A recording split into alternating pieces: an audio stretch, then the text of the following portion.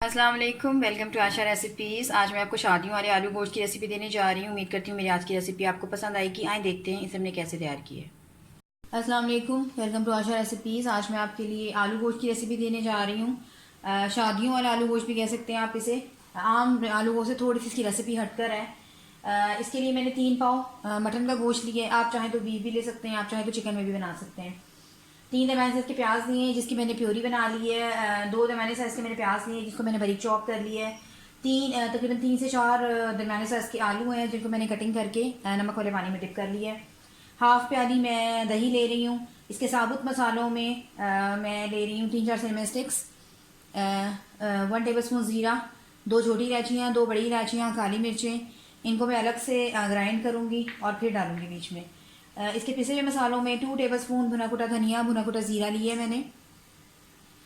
हल्दी पाउडर लिए मैंने 1 टीस्पून। 1/2 टेबल स्पून मैंने गरम मसाला लिया है, ये मेरा होममेड गरम मसाला है। 1/2 टेबल स्पून ही मैंने नमक लिया है। नमक अगर कम ज़्यादा लगा तो मैं बाद में यूज़ करूँगी। कश्मीरी देगी मिर्च ली है मैंने 1 टेबल स्पून। ये बहुत ज़्यादा तीखी मिर्च नहीं होती है।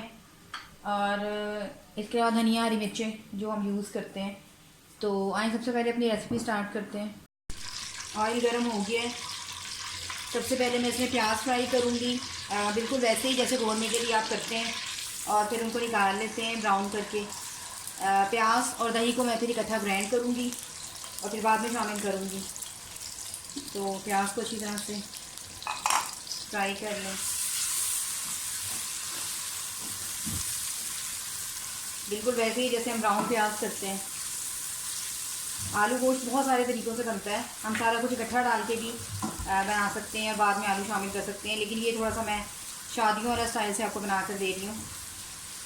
अगर आपको मेरी रेसिपीज़ पसंद आ रही हैं तो प्लीज़ मेरे चैनल को सब्सक्राइब ज़रूर कीजिए, लाइक कीजिए, शेयर कीजिए और कमेंट्स भी दीजिए ताकि मुझे पता चले कि आपको मेरी रेसिपीज़ कैसी लग रही हैं। प्याज को फ्राई होने दें अच्छी तरह से। प्याज ब्राउन हो गए हैं, निकाल लें।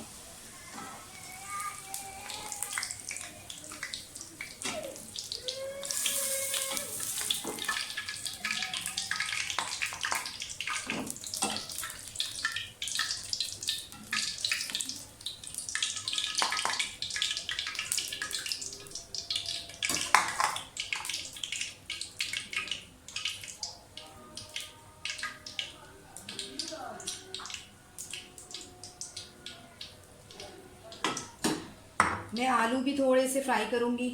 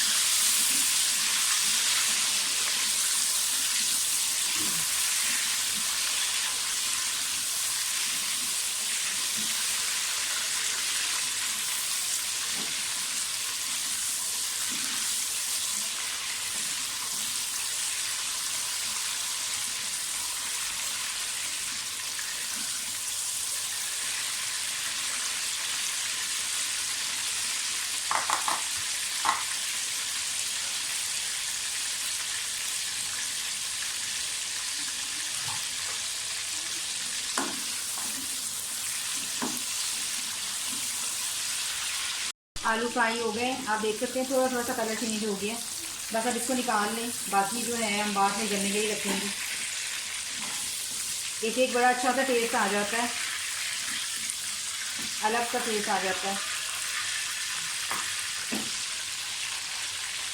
साबुत मसाले डालें। इसी तरह के साबुत मसाले मैंने और रखे हैं जिनको मैं पीसूँगी। ये जो है साबुत डालूँगी।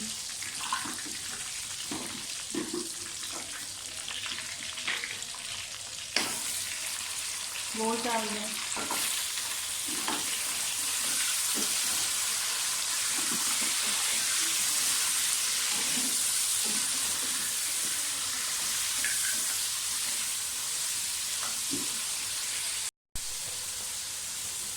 टू टेबल स्पून लहसुन अदरक का पेस्ट डाल दें।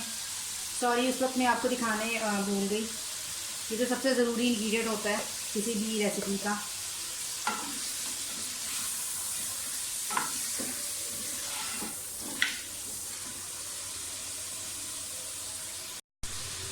गोश्त भी भुन गया है, गोश्त का कलर चेंज हो गया है। अब आप इसमें सारे पिसे हुए मसाले जो मैंने आपको बताए थे सब डाल दें।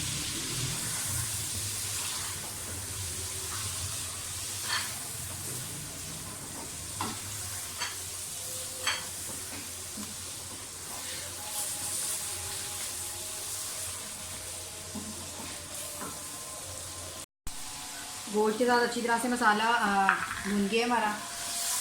जो गोश्त का पानी होता है वो बिल्कुल ड्राई हो गया। अब जो मैंने दही, प्याज और टमाटर मिक्स करके डाल दें, इकट्ठे मैंने ग्राइंड कर लिए हैं।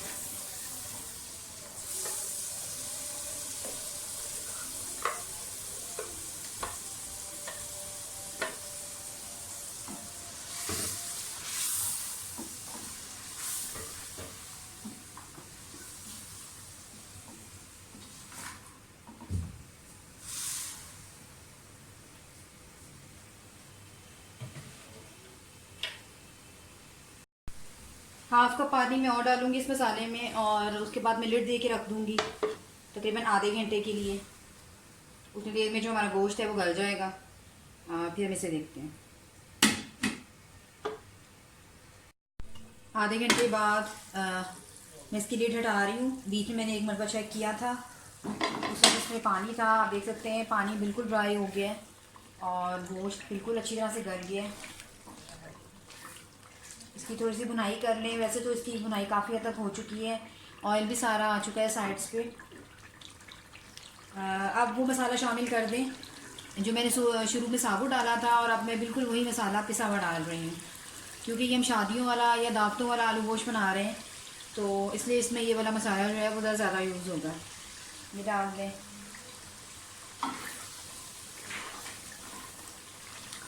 इस सालन की आप जितनी ग्रेवी रखना चाहते हैं उतनी रख लें। मैं तकरीबन 1 गिलास पानी डालूँगी और फिर चेक करूँगी। 5 मिनट के लिए इसको हल्की आंच पे पक लेने दें। अब इसमें आलू शामिल कर दें जो हमने फ्राई किए थे 2-3 मिनट के लिए।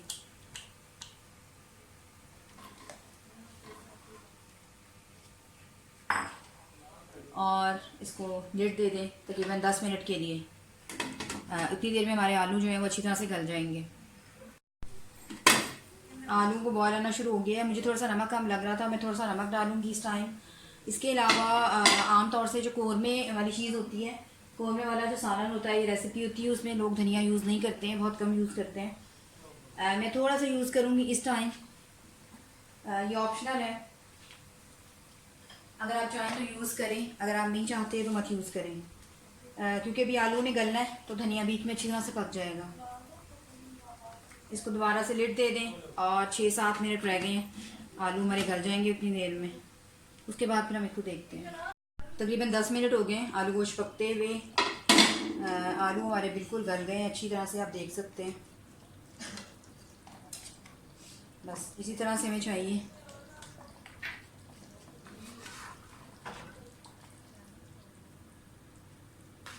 उम्मीद करती हूँ मेरी आज की रेसिपी आपको पसंद आएगी। अगर आपको मेरी रेसिपीज़ पसंद आ रही हैं तो प्लीज़ मेरे चैनल आशा रेसिपीज़ को सब्सक्राइब कीजिए, लाइक कीजिए, शेयर कीजिए। अगली रेसिपी तक के लिए अल्लाह हाफ़िज़।